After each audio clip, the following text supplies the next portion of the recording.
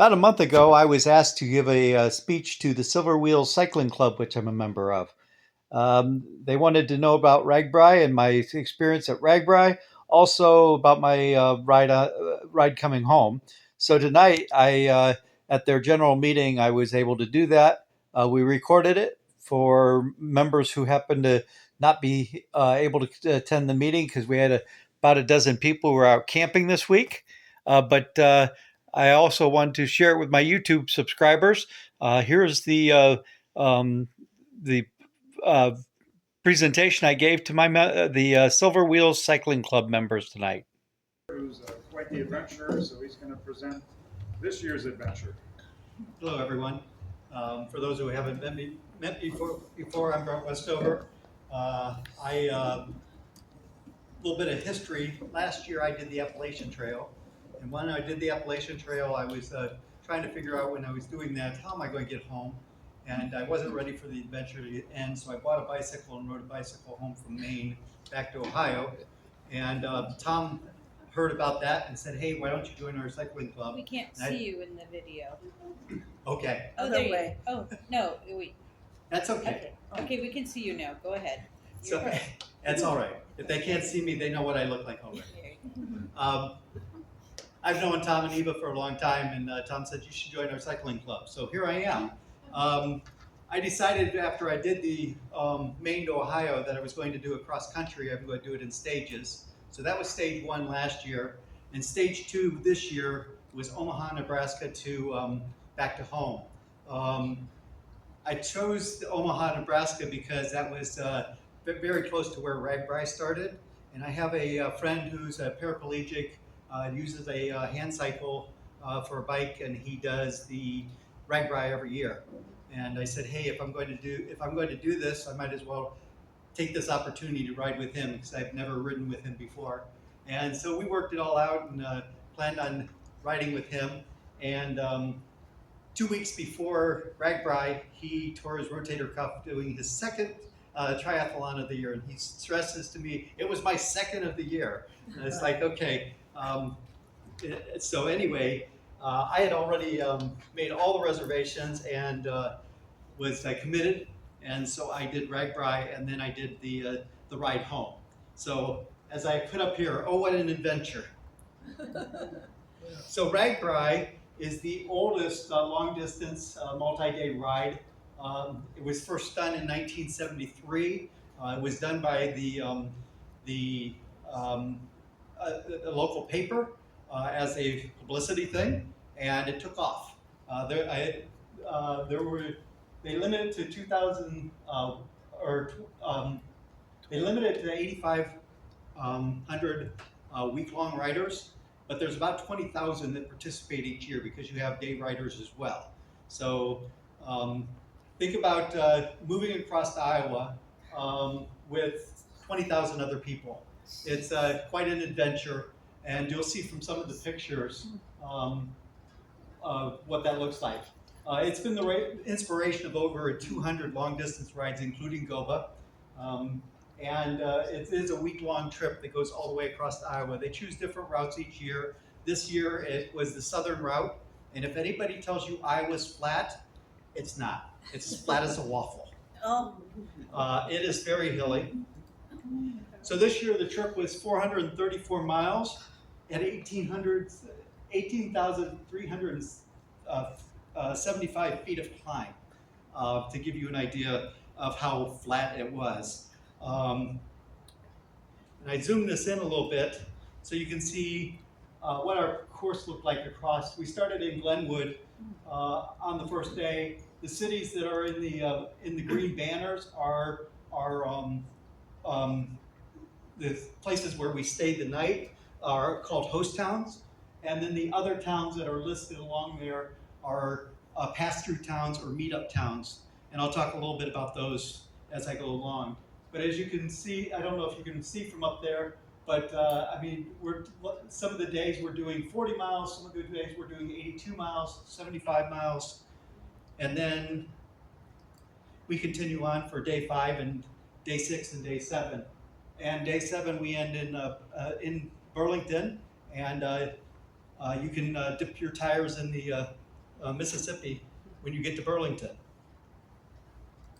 So it is 7 days of riding. Here's an example of some of the riding, and that is typical, especially when you get to hills and everything backs up, and they actually close one lane of the road. The other lane is open. They try to discourage traffic from the other lane, but the other lane is open. But when it's not being used, everybody spreads out. And as you're riding, you meet very colorful characters. I've got a number of slides of colorful characters. Not only individuals, but teams. So this team fly down here was one of the teams that came out, and they all rode as a team. You had the Flying Pigs over here in the yellow and pink jersey. This gentleman, I did not see him this year, but this was one of the pictures I found online of a previous year that he had ridden that bicycle on RAGBRAI. And remember, they're doing the whole course the same way as the rest of us. This team here on the left is the Flamingos, and they wore those pink boas on their helmets the entire week. They were very colorful, and you could see them coming. In addition to having colorful characters in costumes, you also have interesting ones on bicycles. This gentleman on the left actually rode his bicycle backwards the entire trip. He sat on the handlebars and pedaled backwards. There was no seat on his bicycle, so he couldn't turn around and cheat. He actually told me it was more comfortable, and I don't believe him. He actually looked over his shoulder as he was riding and rode the entire way and he passed me. Now, you know I'm a slower rider, but that's okay. He still passed me. The guy on the right did not pass me.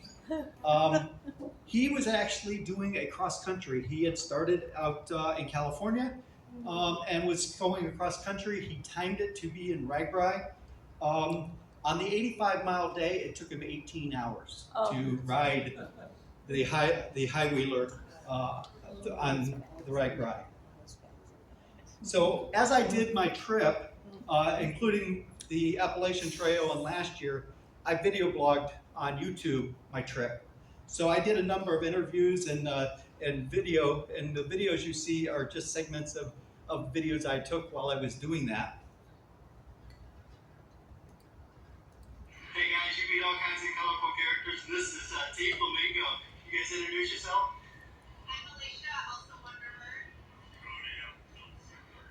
So these guys are out here riding the RAGBRAI with me, and they've got these colorful hats. And since my wife's favorite bird is the flamingo, I'm sure she'll love it. Thanks, guys. Hey, guys. So in addition to meeting the colorful characters, RAGBRAI does an excellent job of the towns that we go through, as well as the SAG. They've actually had, I think there were 200 and some U.S. Air Force a cycling team out there. This is two of them. Hey guys, I've got some special friends here. This is part of the U.S. Air Force cycling team. They are both Air Force members. Could you introduce yourself? I'm Jeff Dixon, Station Okinawa, Japan. Cool. I'm Aya. I'm also stationed at Okinawa. So, both Air Force members. Air Force is out here supporting the ride. In addition to riding RAGBRAI, they are also offering tech support and replacing, fixing tubes and helping riders who have technical problems. So we want to thank Air Force for their support out here. And I just wanted to show you a couple of their team members here. Thank you guys for joining me. Have a great ride. So they were absolutely amazing. I mean, if you saw somebody broke down on the side of the road, they probably were already there. They did a tremendous job. As I said, I think there were over 200 of their members. As you heard, if you may have heard, they were based in Japan. They actually flew over for the ride. In addition to having them out there, they also had the SAG wagons that if you weren't able to make it, then you could load your bike on the SAG wagon, and it was a 15 passenger van that they could take you back to camp. I ended up doing that one day. I did the 85-mile ride, and then the 80-some mile ride, and the next day I couldn't make it to the end, so I ended up having to ride the wagon for a while. Not the worst thing in the world. I would have rather been able to finish, but so they do an excellent job with that. But the big thing that's going on is, okay, come on, is the riders. Oh, I think I skipped one. Sorry about that. So I've got some slides in here of some of the riders riding, and as you can see, this is probably in the morning with all the fog and the riders riding. But you have people riding trikes. You have recumbent bikes. This happened to be when we were going through one of the wind farms that we went through. This was one of the stops, and people just pull off to the side, drop their bike, and go do whatever they're doing. If I had to guess, because I got this picture from the newspaper's photo archive. If I had to guess, this is at one of the beer tents. Is that after the beer or before the beer? That's during the beer. We'll get more. I'll get more back to that a little bit later. So here's another ride of the riders. How they're all bunched up and riding. Honestly, I am less stressed riding by myself on the road than riding in that. Right. It's something to do, but you got to be real careful because you've got people who switch lanes and don't signal, and all of a sudden you've got an accident. And I saw a couple of them. But there's a lot of people out there having a good time, and there could have been beer involved. This picture, again, from as I said, I took some of these from the paper's archive. This was actually in the town of Greenfield, Iowa. They had actually had a tornado a few months before we got there. And they had worked with RAGBRAI, and RAGBRAI had talked about rerouting around them. And they said, absolutely not. We want them to come through. And so they cleaned up the roads so that we could come through. And we actually rode through the area that had been hit by the hurricane 2 months before. They also made it a fundraising. RAGBRAI made it a fundraising activity, and we raised $60,000 for the town to help rebuild. Right, all boarded up. So there are host cities. There's a host city every night. Host cities are basically where you're staying. It's also going to be where the party's at. These are the cities that we stayed at. They're normally the host cities are larger cities that you're going to stay at. The other cities, the pass-through cities and the meeting towns, some of these towns only have a couple thousand people that reside in them, and you have 20,000 riders coming through. I can imagine how the people felt about cell phone coverage, because there was absolutely none when you went through these towns, because these towns were not built for 20,000 people, 20,000 cell phones trying to connect to their towers. So you may have cell phone signal, but trying to use anything Wi-Fi, it was just so slow that nothing would come up at all. This is one of the campsites.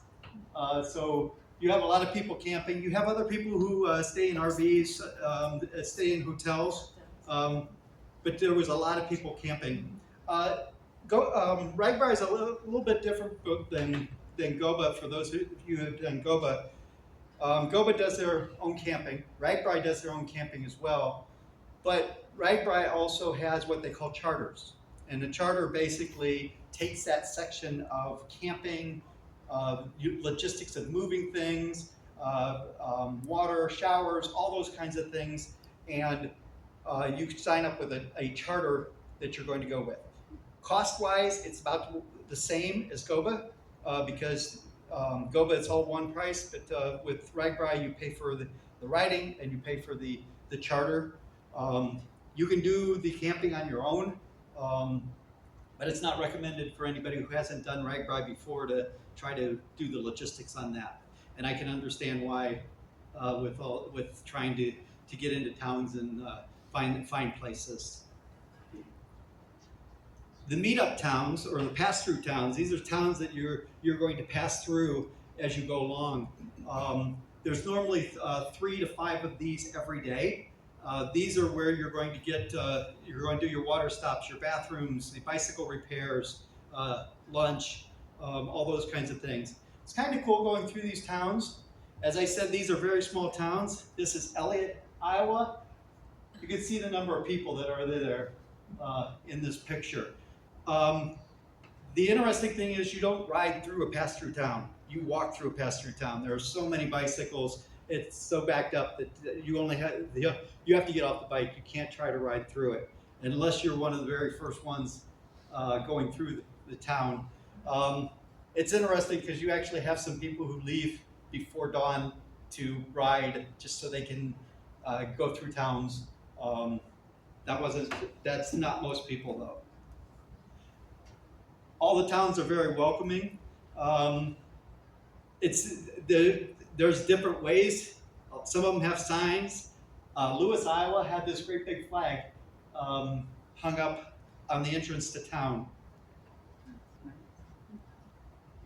And once you get to town, it's 6:30, and we hit the first town, Leota. So everybody's off their bikes and Leota. So we're walking through. Have not got breakfast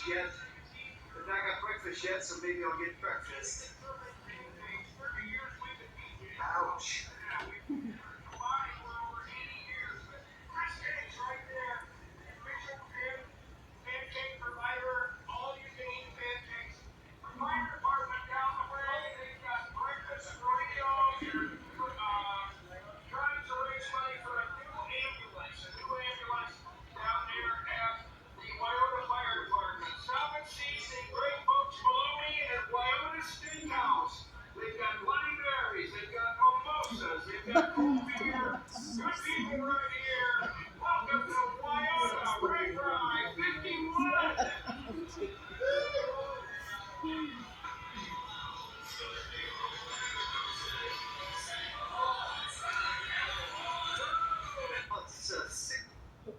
So a lot of the towns have themes. One of them this year was Griswold, Iowa, and they did their theme on the Griswold family vacation. So they actually had one of the cars like the Griswolds drove. They also had Uncle Eddie's trailer out there and had everybody signing the trailer. This is how they did their water stops. They basically had a hose connected to that pipe, and they had holes drilled in the pipe, and you just filled right off the water that sprayed out. And they ran continuously because there was always people there filling up water. And it was very warm. I mean, it was in the 90s the week I was out there. This is at the end of July, and I'm told that every year they do RAGBRAI, it's hot. And of course there's food. And if you want pie, do RAGBRAI. They have lots of, that's one of the things that they advertise as pie when you're doing RAGBRAI. This is an example of their bathroom setup. Blue and pink, huh? You can take your pick of color or whatever, but I mean, that was typical of a town, have that number of bathrooms just with people coming through. And you had vendors. So this is Mr. Pork Chop. They were there all week traveling from town to town if you wanted pork chops. There are vendors that are selling bicycle gloves and all those kinds of things. There's hey everybody, we are now in the third town. This is Emerson. This is the third town we're going through today. And you see all the bikes, you see all the street places to get stuff to eat, and all the bicycles. This is a bicycle repair place here. Pretty cool. If you had needed bicycle repair. And a lot of the towns also had activities. One of them had a hula hoop contest, and they had this big tub of water if you wanted to take a soak. Slip and slide. Or place to take pictures. Crazy tracks here in Louisiana, or in Double. There you go. And there is no steering these other than each person riding is controlling their wheel. So you have to coordinate with the other person in order to try to do this.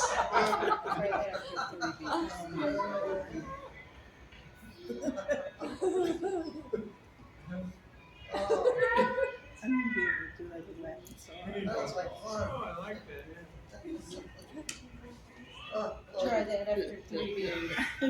Yeah. Oh, they went around already. They're coming up.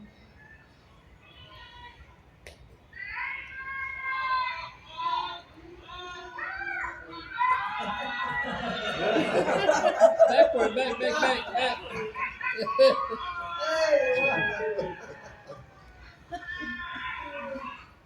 Hey, guys.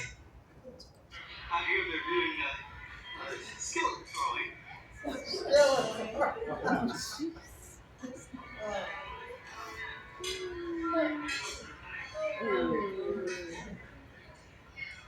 they do have a national skillet throwing contest. Whoa! Right in the berries. They do have a national skillet throwing contest at this city every year. So they brought it out for the riders. I'm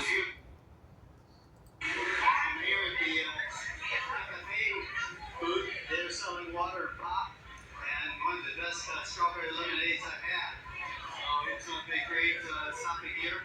They do have a contact memory and I need to keep coming on.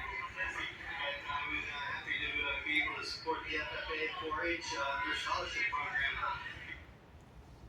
So there's a lot of fundraising in these small towns. The local churches, the fire department, and that all do different food and stuff that you can stop and eat at if you wanted to partake in that. And of course, beer. And if you can't read the shirt, it says beer. The reason I get up every afternoon. And this I know is at a beer tent because that was the caption under it in the newspaper. One of the guys was wearing a hat that says, "Everybody can ride sober." So it was interesting. I don't drink, but it was interesting. These guys ride from town to town and stop at a bar at each town. Of course, we hold wine days. So I and after every night of riding, there's a night of partying. They have concerts every night.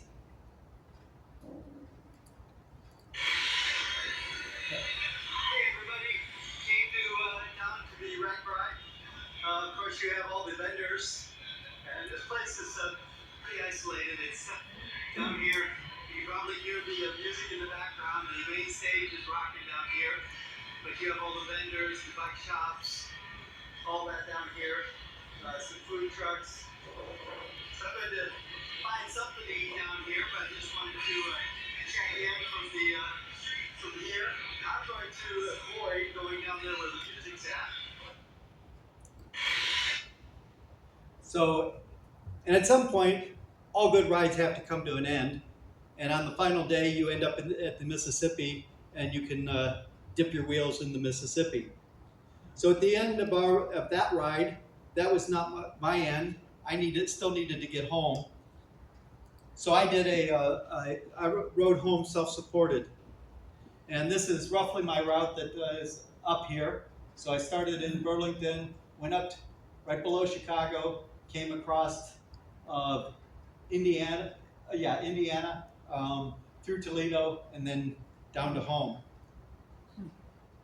And I chose to focus on the challenges because the challenges are the things that make the trip memorable. And it's interesting as I went back to for this to look at it, the number of challenges I had in the week after RAGBRAI. I knew I had challenges, and I didn't realize it was every day when I went back and looked. So here are some of the challenges that I had on my trip back from RAGBRAI. 5 in the morning, when some teenagers showed up at the park where I was camped at, and started questioning why there was a tent in the park. So I decided it was time to pack up and head out. I probably should have introduced that. Sorry about that. So when I finished RAGBRAI, they had advertised that there was camping on the last night. And I got there and I said, "Where's the camping?" And they said, "There is no camping." And I said, "Wait, your website says there's camping." So the lady took my cell phone number and she was on the camping committee and she says, "I don't know of any camping," and I'm on the camping committee. She said, I'll find out and get back to you. Well, I got a text message that said, "We got permission from the park from the city that you can camp in any of the city parks. Just pitch your tent." Okay. All I had was a text message from this lady that said, "You're okay to camp in the park." Well, I went to the park, and this little park called Mosquito Park, not because of the insect, but because of the size of this park. The park had a bench and a picnic table on it, and there was a bush there, and it overlooked the river. Well, I got there, and it's right on the road, and it's like, if I put my tent out there, I'm going to have every neighbor in the neighborhood calling, "Hey, there's a tent in the thing." So I got behind this bush, and I put my tent up behind the bush so you couldn't see it from the road. And I was good all night until 5 o'clock in the morning. These teenagers showed up and started questioning why there was somebody camping in the park, and I thought, it's time to move on. So out I went. That was a Sunday. I went down, got some breakfast, went to church, and then continued on my ride. Hey everyone, you may have been wondering what happened to me the last couple days. Well, stuff happens. I took a zero yesterday, which was planned. Then last night I went to charge my phone and it wouldn't charge. And it was at 5% and been shut off. So I had no phone. I did call my wife real quick and say, "Hey, it looks like my phone's dying, just letting you know."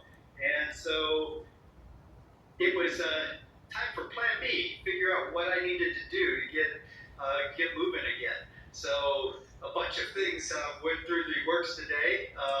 I looked at having Jen come pick me up until we could get this straightened out. I looked This at is in Illinois. storing my bicycle in a storage locker and taking the train home.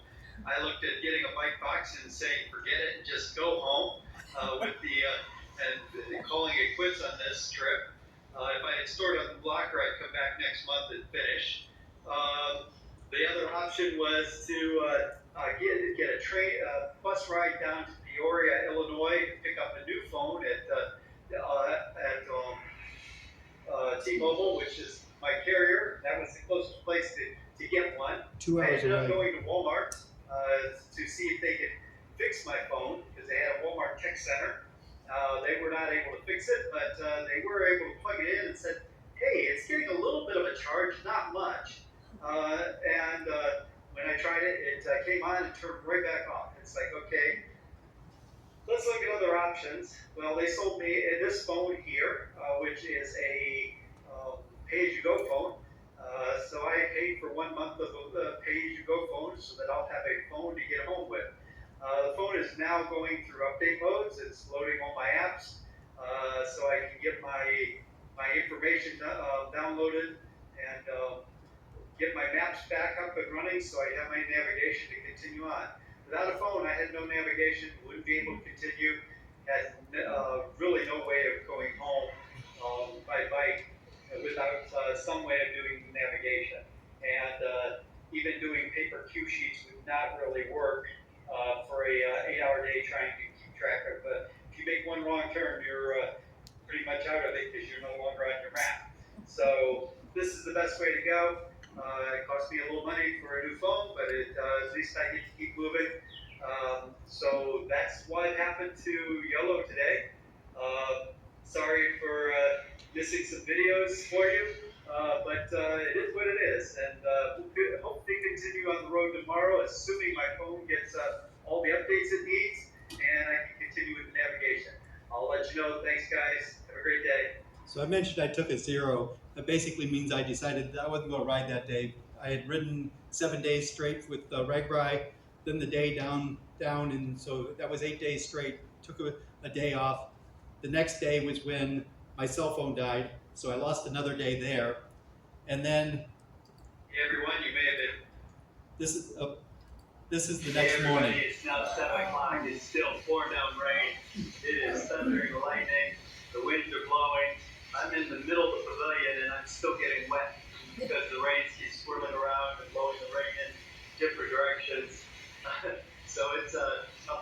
morning, waiting to get out of here. Looking at the weather, Notice the trees there, they're I not may not get moving. out of here till after 10 o'clock, which is going to be a tough ride because I got 7 hours. That would get me in there after 5, assuming I ride full time. I'll let you know what happens. I may be bunkering down here for another day. It looks like thunderstorms again tonight and tomorrow as well. I don't like sitting still, but this might be a time to do so. I'm glad I'm hanging out in the pavilion rather than being in the tent right now. Hey everybody, it's almost 9:30. So this is an hour and a half after that other Trees are one. blowing over there. It's not just over there. Let me swing around here. Oh, no. This is right outside the pavilion. I have huge winds coming. Unfortunately, it is still raining. Unfortunately, my window to be able to leave today is quickly closing. I've got a 7-hour ride ahead of me, and if I don't leave in the next hour, I am not going to make it. And also, if I'm fighting these winds, that is not going to be a good thing. So I may be staying here another day just because of weather. I'll let you know a little bit. I just wanted to share with you what's going on. I've just been hanging out here at the pavilion since I got here this morning. It rained so hard, blew so hard. The rain was blowing into the pavilion, and the thunder and lightning was quite an amazing sight. Not an ideal place to be, but I guess I'd rather be in the pavilion than in my tent during the lightning storm. So just wanted to share an update with you on what's going on so far today. Well, what a difference a half hour can make. Half an hour ago, those trees that I showed you were blowing.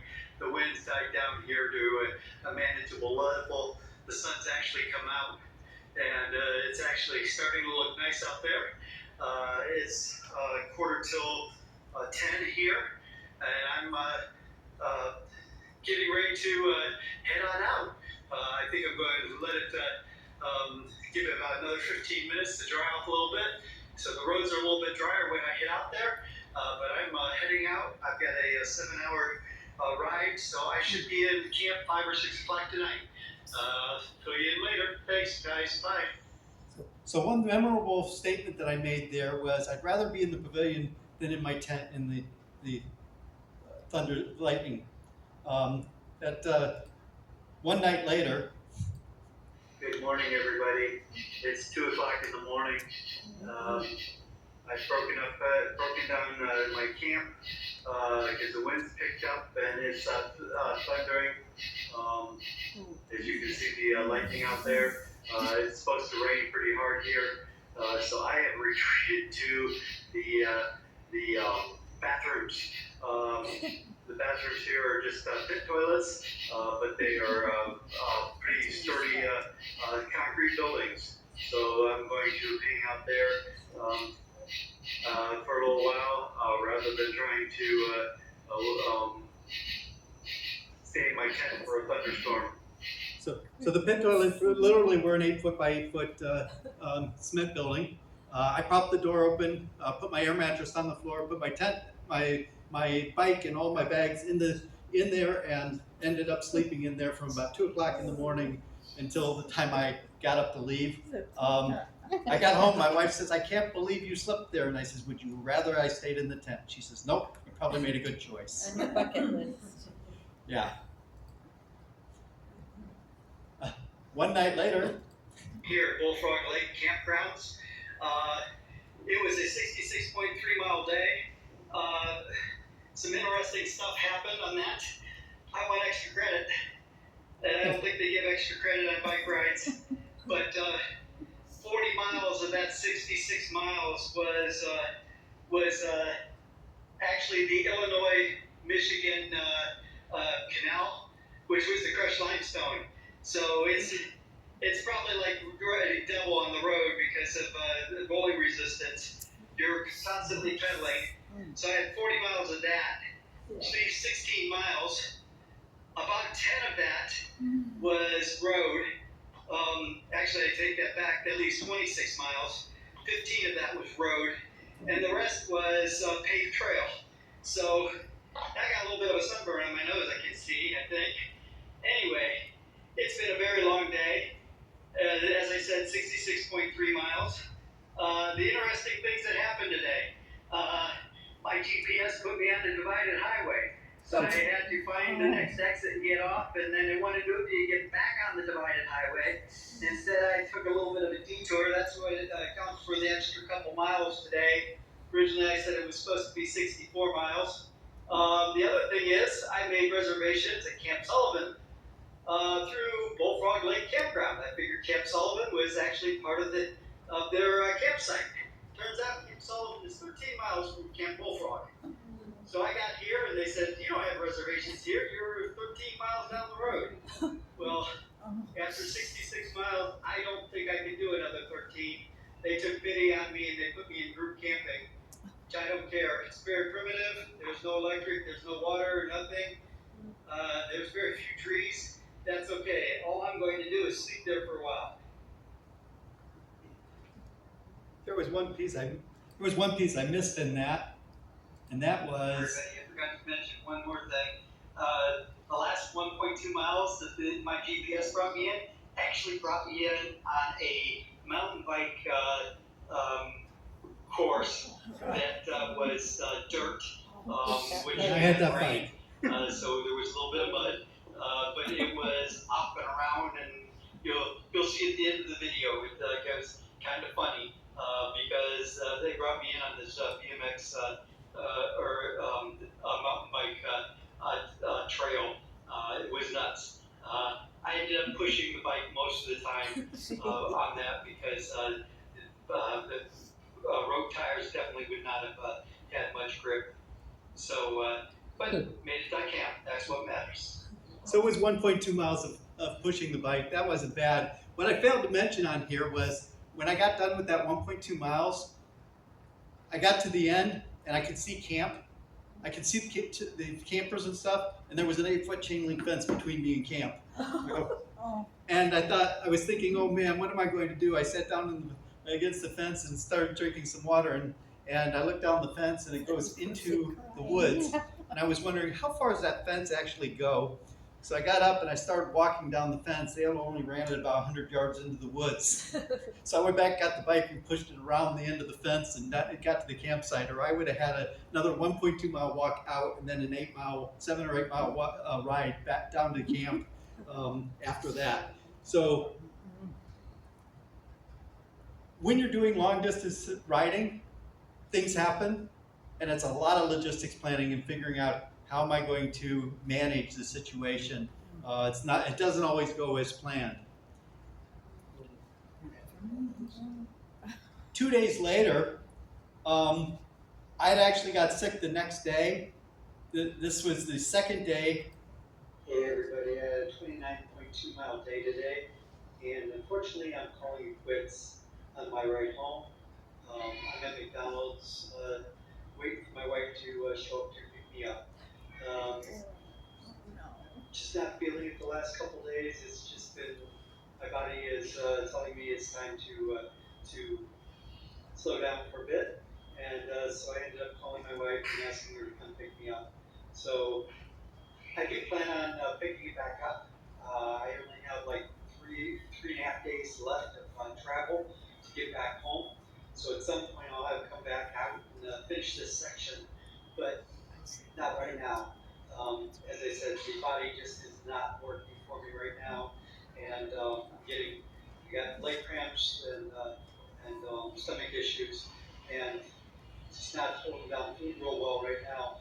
So I think it's better if I call quits for a week or two, or maybe a month, and then come back out and try again.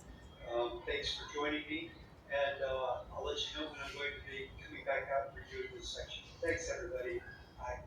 So that was in Goshen, Indiana. As I said, I put this on YouTube. I way underplayed what was going on. I was not able to hold down food for those last 2 days that I was out. And I made the decision that if I can't hold down food, I shouldn't be riding. And that's why I called my wife to come get me. So 1 month later, actually this last Sunday. Good morning, everybody. I am back on my adventure. If you remember last month, I ended up having to go home because I was sick. That train there leaving just brought me from Sandusky, Ohio to Elkhart, Indiana. So I am currently in Elkhart, Indiana, here at the train station, and I am getting ready to head out on my adventure back home. So I have over 200 miles in the next 4 days heading home, closer to 250 miles. So I'm getting ready to head out. Just wanted to check in with you and tell you I'm back on the road. So next 4 days or so, I will be posting videos of my adventure. And thanks for joining me. Here we go. Today we are in Elkhart, Indiana. So when Jose asked me, can you present on Thursday? I said, sure. I knew I had to be home. So I was hoping that we were not going to have any delays due to weather or anything like that. Good morning. Already seen that. Good morning. Hey everybody, I made it home, safe and sound. Actually, it is. I made it home by 1 o'clock. It's now 7 p.m. I also even went out to the club ride tonight. Did another 15 miles with the club tonight. So I had a 70-mile day in today. In addition to, I have now completed my ride from Omaha, Nebraska to Vermillion, Ohio. So that gives me 50% of the United States done now. Now I need to figure out how to do that last 50%. Basically from Seattle, Washington to Omaha, Nebraska. Maybe next year. All right. So this is some stats. I actually did 1,085 miles. I averaged 51.7 miles a day, 11.5 miles an hour, and I had a total elevation gain of 32,000 feet over the entire trip. The yellow is the RAGBRAI section. The green is the section from RAGBRAI to when I got sick. And then the pink was when I went back out and I finished the ride. The white line at the very bottom, I flew out to Omaha, Nebraska. I put the bike in a bike box and flew with the bike. And that got me to the airport. And then I had to get to down to RAGBRAI. So I ended up, it was a almost 38-mile ride down to RAGBRAI. I took extra gear because they were going to haul my gear around for RAGBRAI, but I had to get it down there. So I had my full-size backpack from when I did my Appalachian Trail trip on my back and rode down 38 miles down to RAGBRAI. Then I had a day off because I went by what their event said, we start on this day. Well, they have on that day, they basically have all the vendors and everything and have people coming in. So that actually wasn't a riding day, so I had one day off after I got there and then headed on out. The night that I got there, I actually stayed in a hotel because I had to disassemble the bike. Not completely. The front wheel had to come off, the handlebars, the seat, and the pedals had to come off. Then I had to reassemble it and make sure everything was working. So I ended up staying in a hotel the first night and assembled the bike in the hotel room that night and then was ready to go to RAGBRAI the next day. I do plan on going out and doing the rest of the country from the West Coast to Omaha. I'm looking at some logistics of doing that next year, but may have to split it in two. Thanks to everybody. If you're interested in looking at any of my videos that I did on YouTube, I'm YOLO Hikes. Feel free to check out my webpage, and I have all my videos from the Appalachian Trail, the ride home from Maine, as well as this last adventure, and some adventures that Jen and I have had in between. So thank you very much. Give me a standing ovation for that. I couldn't do that. Thank you, Brent. making up for. Beating himself up for something. Taking any questions? I will definitely take questions. Oh, I did bring my bike. This is how I packed when I came from Elkhart home. If anybody's interested in looking to see my setup, or if you have questions, feel free to come up and check out the bike afterwards. Anybody have any questions about RAGBRAI or about my ride? Yes, Eva. So how many pounds of gear and bags and everything do you have on that bike? I have about 25 pounds there. That I have a full sleeping setup there. I have my tent. My tent is on the handlebars. In one of the bags, I have a full sleeping pad, a pillow, a sleeping bag, a pillow, a sleeping bag, and sleeping clothes. And a ground cloth. What's that? Ground cloth. Well, the ground cloth is actually in with the tent. So in the other bag, I have two changes. I have a change of clothes. I have extra pair of underwear, extra socks. I have my bag that has soap and shampoo and all that kind of stuff, a washcloth, a chamois for a towel, rather than carrying a full-size towel. Let's see, what else do I have? In the pockets, I carry my electronics, my battery charger for my phone, for my phone. I carry two 20,000 milliamp spare batteries to charge, because I don't know when I stay at a campground, I may not get a campsite with power, so I make sure I have spare batteries to be able to charge things up with. I also carry a little air pump to blow up the air mattress rather than blowing it up by mouth. What else do I have in there? I have a in the bag on top. I have my raincoat. I have my first aid kit. I have underneath that I have a toolkit with basic tools in there, as well as an extra tube. On the front basket, I carry a snack in there and things that I need to get to quickly. And then there's a little orange bag that's on the crossbar. That's where I actually put in one of my batteries in there, a charging cable, and my cell phone, and my wallet when I ride. So just try to take all that stuff out of my pockets and put it in there. I carry two water bottles, one on the handlebars, one on the upright. The little thing hanging on the back is actually sunscreen, and the orange thing is actually a satellite communication device that I can use for communication if I don't have cell service. Something left over from the trail, but I carry that just in case. Yes, sir. So your meals on the brag ride, did it come with a meal at the end of the ride at your destination town? No, meals were on your own, but there was plenty of places to get meals. Thanks for saying that. Also, in the side that I have the clothes in, I have a cook set and 2 days worth of meals that I carry with me when I'm on the bike. So I'm fully self-supported, with the exception of water for 2 days if I go out.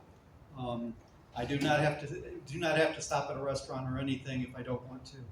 Trust me, if I see one, I'm stopping. Did you have any flats or mechanical issues? I did have one. I had one flat.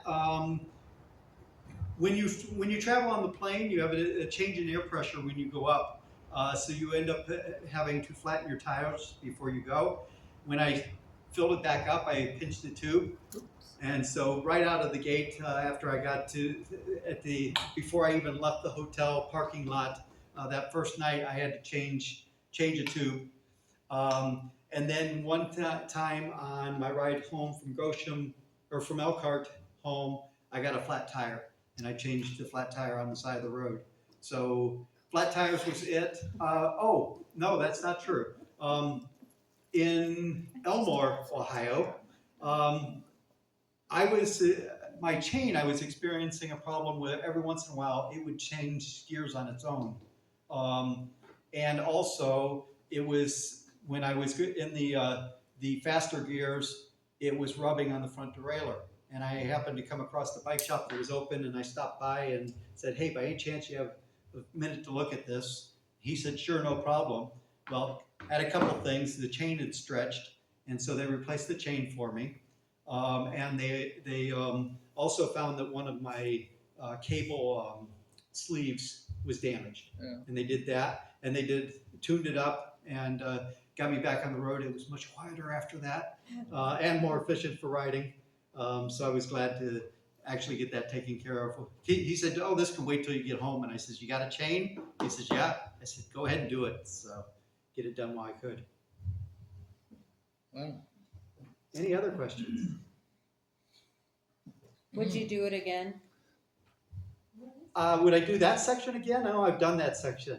I don't see. Would I do RAGBRAI again? No, I would not do RAGBRAI again. RAGBRAI was fun once. It was something to experience.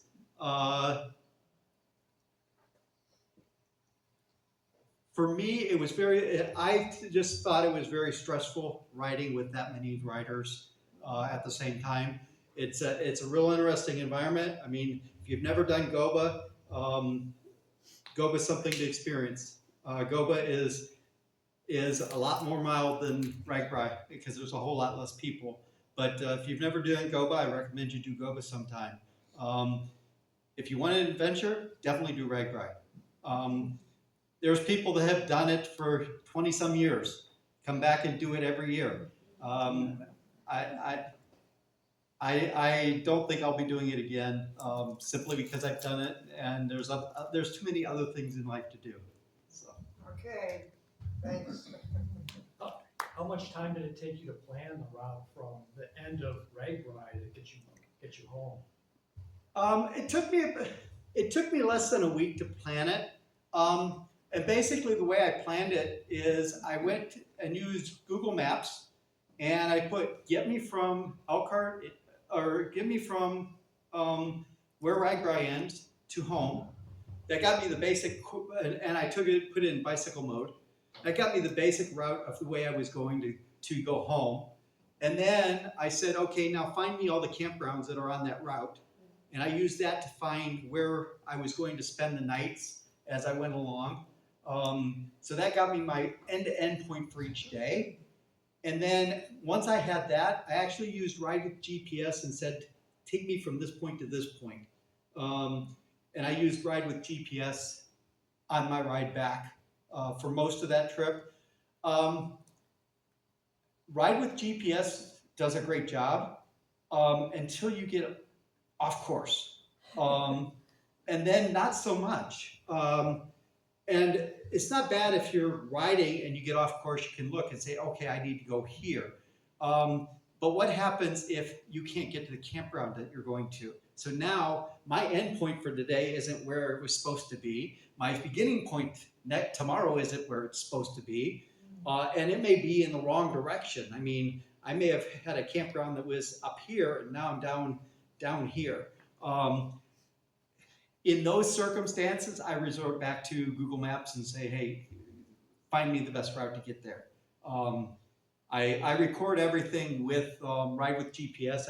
In addition to using it for my navigation, I use it for recording it, which I use, because I put everything on YouTube, I use the Relive app. If any of you are familiar with that, it actually allows you to put your route right on a map, and it shows you a map with your route, like an aerial view of your route with an elevation chart on the same screen, so that somebody looking at it can see the elevation that you did as well as the route that you took. And that was kind of cool when I was doing the mountains on the Appalachian Trail. But I've continued to do that with the biking. And it's nice that Ride with GPS actually interfaces with that and allows you to download directly to that and create those maps.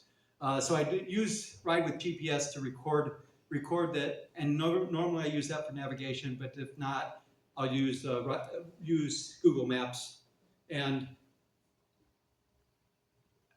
a couple of times Google Maps have steered me wrong. I mean, you heard the one where they put me on a divided highway, but it was actually Ride with GPS that put me on the mountain bike trail. So both of them have their faults. So next time, do Pamper Bubba instead. Do what? Pamper Bubba, Bubba's pampered, right? Bubba's Pamper Oh, Ride. okay. They take care of everything. They take care of everything. Okay. That's what I Take care of everything. Well, when I did my Maine to Ohio section, I actually purchased the Adventure Cycling's northern tier, which takes you yeah. from Bar Harbor, Maine to Seattle, Washington, and it actually goes through Cleveland. So it's like, hey, this is cool. I can use their app and I can follow their map. And having been on the Appalachian Trail for 7 months, I used an application called Far Out that showed you where all your water sources, all your shelters were, all your hostels were at, places to stop to pick up food, where restaurants were at, where the towns were at. It had everything on there. And it told you where they were, what mile marker they were located at. Adventure Cycling, all I can say for them is they have an app. It isn't very good, but they have an app. It doesn't give you any kind of turn-by-turn navigation like Google Maps or Ride with GPS. So basically, you need to be looking at the map and saying, "Oh, I have a left turn coming up." Well, trying to ride a bicycle for 8 hours, that is not a way to do it. Now, I'm told their paper maps are great. Their app maps don't even have the road names on it. There's no cue sheets. There's no nothing. They do have where campsites are at. So I actually used it as a planning tool from when I was going from Maine to Ohio, because I didn't have an access to a computer to be able to do the stuff I did this time. I used it to look at and say, where is the campsite that is close to where I'm going to be needing to stay tonight? Use their app to find a campsite, and then use Google Maps to find how to get there. And that worked. That worked for me. And Google Maps did a pretty good job of keeping me on back roads when I was riding from Maine back to Ohio, for the most part. I mean, where it could. Yes, sir. Have you ever read A Walk in the Woods? I have. Is that pretty accurate? The book is more accurate than the movie. I haven't seen the movie. Well, if you watch the movie, it's anybody who's walked the Appalachian Trail will watch the movie and say, wait a second, how did they get from there to there to there to there? Because the cities don't go in order of how they actually go on the Appalachian Trail in the movie. All right. Okay, Thank you very much. Thanks, guys.